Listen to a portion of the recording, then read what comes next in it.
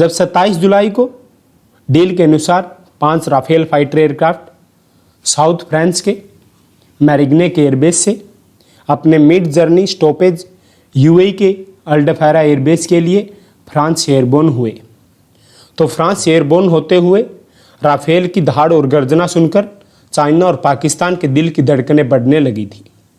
और अब 29 जुलाई को 500 राफेल फाइटर एयरक्राफ्ट्स यूएई के अल्डफेरा एयरबेस से एयरबोर्न होकर जम्मू कश्मीर और लद्दाख के साउथ में स्थित इंडिया के frontier fighter squadron base Ambala में लैंड करेंगे।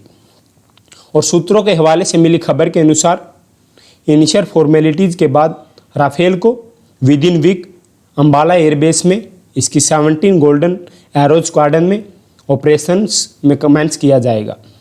जय हिंद दोस्तों, आज की वीडियो में हम बात करेंगे कैसे राफेल इंडिया की एयर पावर में एक गेम चेंजर साबित होगा और एक आसान भाषा में इसके वेपन, एयरफ्रेम, सेंसर और इसकी ओवरऑल कैपेबिलिटीज़ का एक एनालिसिस करेंगे।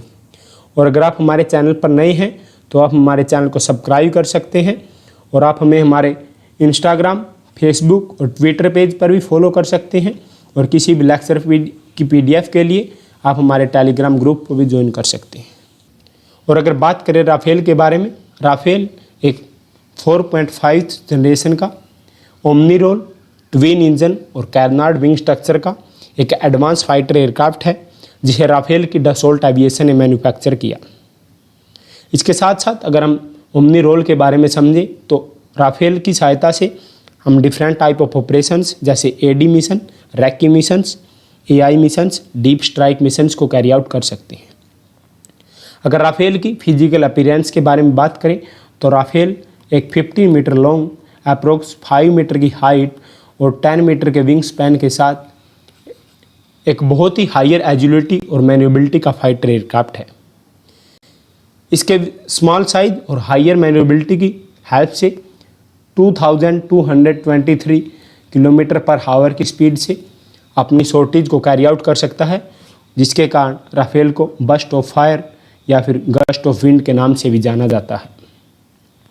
अब बात करते हैं कैरनाड विंग स्ट्रक्चर के बारे में। सबसे पहले समझते हैं कैरनाड विंग स्ट्रक्चर होता क्या है। अगर किसी भी फाइटर एयरक्राफ्ट और एयरक्राफ्ट के मैन विंग के आगे छोटे छोटे अगर विंग को एस्टेब्लिश किया जाए तो इन्हें कैरनाड विंग स्ट्रक्चर के नाम से जाना जाता है। और अगर बात करें कैरनाड विंग स्ट्रक्चर के एडवांसमेंट और इसके हेल्प के बारे में तो कैरनाड विंग स्ट्रक्चर की हेल्प से एयरक्राफ्ट का ओवरऑल ड्रैग रिड्यूस होता है और जिसकी सहायता से किसी भी एयरक्राफ्ट की मैन्यूवरेबिलिटी और एजिलिटी को इम्प्रूव किया जा सकता है। इन्हीं कैरनाड विंग की हेल्प से Rafale aircraft minimum landing speed यानी कि 213 kmph यानी कि 213 किलोमीटर पर हावर की स्पीड से लैंडिंग कर सकता है। और इसके साथ साथ मिड सॉर्टी में मिनिमम स्पीड 28 kmph यानी कि 28 किलोमीटर पर हावर की स्पीड से भी फ्लाई कर सकता है। इन सब के साथ साथ कैरनाड विंग स्ट्रक्चर की वजह से राफेल एयरक्राफ्ट 60,000 फीट पर मिनट की स्पीड से किसी भी हाइट पर क्लीम कर सकता है, यानी इसकी रेट ऑफ क्लीम 60,000 फीट पर मिनट है। उसके बाद बात करते हैं राफेल के advance fly by wire system के बारे में। अगर फ्लाई बाय वायर सिस्टम के बारे में बात की जाए तो यह fly by wire system electronically Rafale पर इंटीग्रेटेड हर एक सेंसर और इक्विपमेंट के डाटा को डिजिटली कलेक्ट करता है और उसको पायलट को प्रोवाइड कराता है, जिससे कि पायलट का ऐसे इम्प्रूव होता है। उसके बाद बात करें ऑटो फ्लाइट सिस्टम के बारे में तो इसके flight control system auto flight का एक ऑप्शन प्रोवाइड कराते हैं, जिसमें इसके systems real time terrain mapping के हेल्प से सेल्फ नेविगेट करते हैं। और ये आप स्क्रीन पर देख सकते हैं राफेल में रियल टाइम मैपिंग से कैसे सेल्फ नेविगेट किया जा सकता है। इसके साथ साथ पायलट के एसे के लिए इसमें हेड अप डिस्प्ले लगे हुए हैं जो पायलट को इम्प्रूव्ड एसे प्रोवाइड कराते हैं। उसके बाद बात करते हैं इसके इंजन के बारे में। राफेल में एक न्यू जनरेशन का टर्बोफैन इंजन लगा हुआ है जो टर्बोफैन M88 का सेकंड वर्जन इंजन है। टर्बोफैन इंजन राफेल को higher thrust to weight ratio provide कराता है। यही रीज़न है कि राफेल 2223 kmph की स्पीड से फ्लाई कर सकता है और इसके साथ साथ राफेल मैक्सिमम अप्रोक्स 25 टन के वेट को कैरी करके भी अपने मिशन और शॉर्टेज को कैरी आउट कर सकता है। उसके बाद बात करते हैं राफेल के उन इंटीग्रेटेड सेंसर्स के बारे में जो राफेल को एक हाईली सोफिस्टिकेटेड वेपन बनाते हैं। सबसे पहले बात करते हैं राफेल की AI एयर इंटरसेप्शन रडार के बारे में। तो राफेल में AI इंटरसेप्शन रडार के लिए ऐसा रडार को इंटीग्रेट किया गया है जिसकी फुल फॉर्म है active electronically scan array radar. इस रडार की हेल्प से राफेल किसी भी टेरेन की 3D मैपिंग करता है और साथ साथ लॉन्ग रेंजेस पर किसी भी थ्रेट और वेरियस टारगेट्स की डिटेक्शन और ट्रैकिंग हेल्प कर सकता है। उसके बाद राफेल में स्पेक्ट्रा के इलेक्ट्रॉनिक वारफेयर सूट्स इंटीग्रेट किए गए हैं। इन इलेक्ट्रॉनिक वारफेयर सूट को राफेल में डिफरेंट लोकेशंस पर इंटीग्रेट किया गया है। किसी को फिन्स में, किसी को टेल्स में, किसी को साइड्स में इंटीग्रेट किया गया है। इन सभी इलेक्ट्रॉनिक वारफेयर सूट्स के सेंसर की हेल्प से राफेल एयरक्राफ्ट को किसी भी मिसाइल्स, किसी भी एयरक्राफ्ट और किसी भी एनिमी रडार के लॉक ऑन या फिर किसी भी पिकअप की अर्ली वार्निंग प्रोवाइड कराई जाती है, जिस अर्ली वार्निंग की हेल्प से पायलट इजीली काउंटर मेजर्स और इवेसिव मैन्यूर्स को कैरी आउट कर सकता है। उसके बाद बात करते हैं इसके फ्रंट सेक्टर ऑप्ट्रॉनिक्स के बारे में। राफेल के फ्रंट सेक्टर ऑप्ट्रॉनिक्स के लिए मेनली 2 सेंसर लगाए गए हैं जो इसके हेड ऑन मिसाइल डिटेक्शंस और पायलट्स को विजुअली हाई रिजोल्यूशंस की वेरियस टारगेट्स की एंगुलर ट्रैकिंग में हेल्प करते हैं। राफेल में एक टैलियोस पोड भी लगाए गए हैं। यह टैलियोस पोड राफेल में ग्राउंड अटैक के लिए टारगेटिंग और लेज़र डेजिग्नेटर पोड के रूप में काम करते हैं और इन्हीं रैकी पोड की वजह से या टैलियोस पोड की वजह से राफेल किसी भी टारगेट को हाईली एक्यूरेसी के साथ डिस्ट्रैक्ट कर सकता है। और सबसे लास्ट में राफेल में एरियोस के रैकी पोड को इंटीग्रेट किया गया है। एरियोस के ये रैकी पोड हमें किसी भी टैक्टिकल और स्ट्रैटेजिक रैकिंग कैरी आउट करने में हेल्प करते हैं और ये हर एक टैक्टिकल और स्ट्रैटेजिक रैकिंग की रियल टाइम इमेजेज और वीडियोज किसी भी ग्राउंड कंट्रोल स्टेशन को या फिर किसी भी अपने फ्रेंडली एयरक्राफ्ट या एसेट्स को वाया डाटा लिंक प्रोवाइड करा सकते हैं। इसके बाद बात करते हैं राफेल के वेपन कॉन्फ़िगरेशंस के बारे में। जैसा कि आप देख रहे हैं, अगर हम बात करें राफेल में 14 हार्ड पॉइंट्स होते हैं। अगर हार्ड पॉइंट की बात की जाए तो हार्ड पॉइंट को हम वेपन स्टेशंस के नाम से भी जान सकते हैं, मीन्स जहाँ पे हम वेपन्स को इंटीग्रेट कर सकते हैं या फिर वेपन्स को कैरी कर सकते हैं।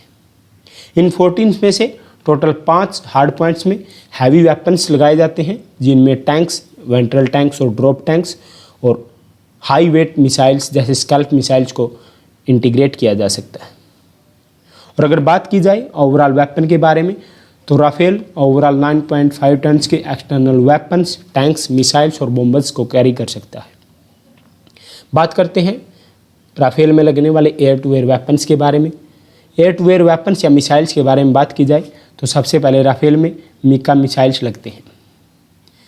MICA missiles beyond visual range और विद इन विजुअल रेंज के इंफ्रारेड होमिंग और एक्टिव रडार होमिंग पर अपने ऑपरेशंस को एग्जीक्यूट करने वाले 500 to 80 किलोमीटर्स के मिसाइल्स हैं जो किसी भी टारगेट्स को ईजिली डिस्ट्रैक्ट कर सकते हैं।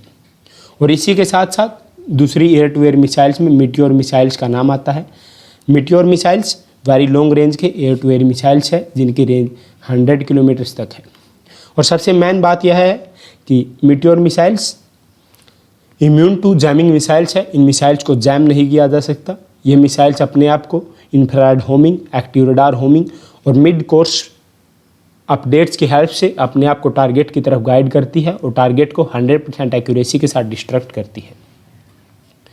उसके बाद अगर बात करें राफेल में इंटीग्रेट होने वाले एयर टू ग्राउंड्स या डिस्ट्रक्टिव वेपन्स के बारे में तो सबसे पहले बात करेंगे स्कैल्प के बारे में। अगर स्कैल्प के बारे में बात की जाए तो स्कैल्प एक long range air to grounds weapon है।